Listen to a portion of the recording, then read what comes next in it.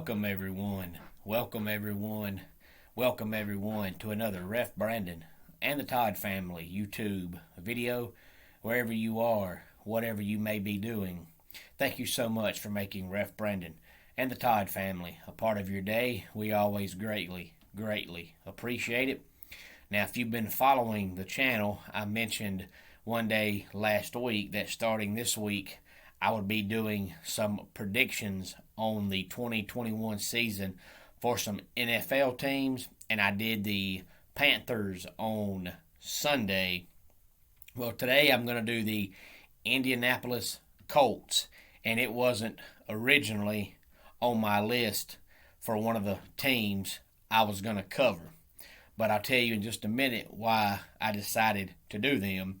But before I do, if you watched yesterday's video or this video, you've noticed that we changed our intro video, and that was because my wife and I just thought it was time for a change. We had the other one for, I guess, close to 3 months, something like that. I don't know the exact day, but I think we had that one starting sometime in May. So we had it for 2.5 or 3 months, and we just decided it was time for a change.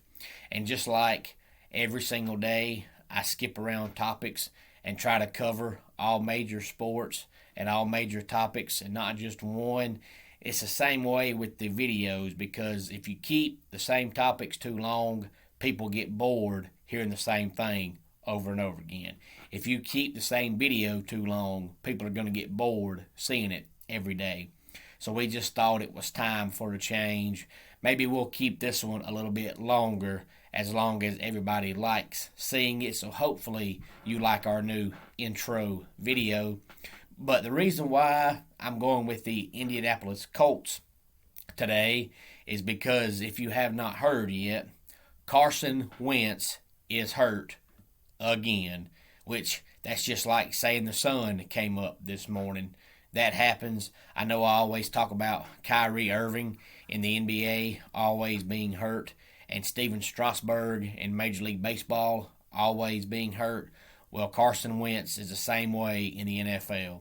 If you breathe in Carson Wentz's face and your breath stinks, he's going to be out about 2 months. So he's hurt again, and the timetable for his return is 5 to 12 weeks. And I know that's a huge spread for how long he can be out. Now, knowing Carson Wentz's injury history, I'm going to say he's either going to be out 12 weeks or he'll try to come back in 5 or 6 weeks and get hurt again and then be out 3 or 4 more games. But he has to have foot surgery because he broke his foot. Now, of course, it's just now early August, so the NFL season is actually about 5.5 weeks away. So if he is only out 5 weeks, then he'll be back by the start of the season. But like I said, we know Carson Wentz's injury history. If he's back by opening weekend, he'll be out again by the middle of the season. So I decided, since the Colts won 11 games last year, and they've pretty much, for the most part, brought back all the key players, at least on the offense, and everybody thought they were going to be better, even though, in my personal opinion, Phillip Rivers is probably one of the most underrated quarterbacks of all time. And the reason why I say that is because if people sit back and talk about all-time great quarterbacks, Phillip Rivers' name never gets mentioned. But if you look at stats, he's in basically every top 10 category as far as passing everything for quarterbacks. So I think Phillip Rivers is really underrated. But they went out and got Carson Wentz, and of course he's reunited with Frank Reich, who used to run the offense when Carson Wentz was with the Eagles, and he was the Eagles' starting quarterback. Now, the Colts have not said what they're going to do. More than likely, their starting quarterback is either going to be Jacob Eason or it's going to be Sam Ehlinger, or as some say, Sam Ehlinger.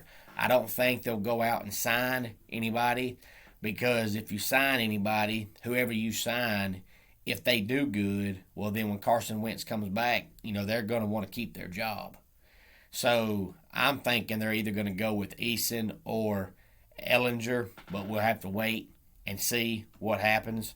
Now, if they do come out and say that Carson Wentz will be out, until week 12 or whatever, they may go out and sign somebody.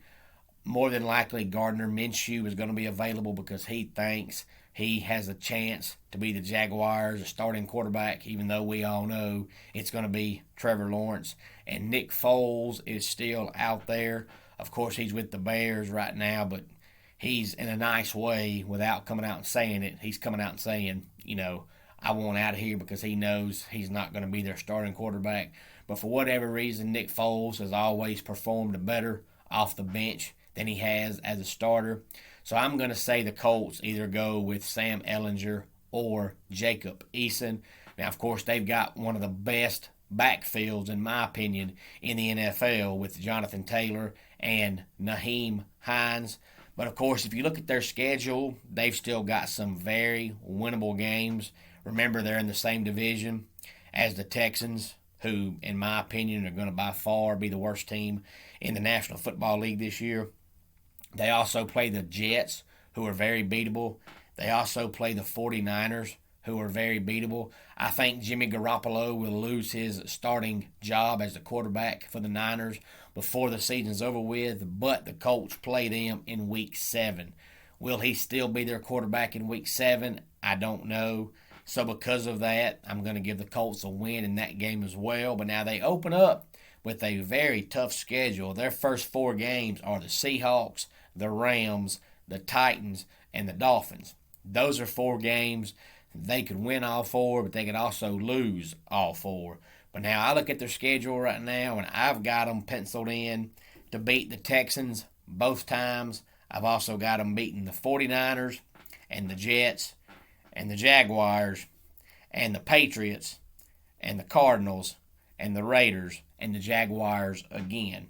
So I've got them sitting at 9-8, which would be 1.5 games worse than what they were last year. But that is with me thinking that Carson Wentz is going to miss about 2/3 of the season. If they had an experienced backup quarterback, I could see them still getting to 11 wins, and they may still get there.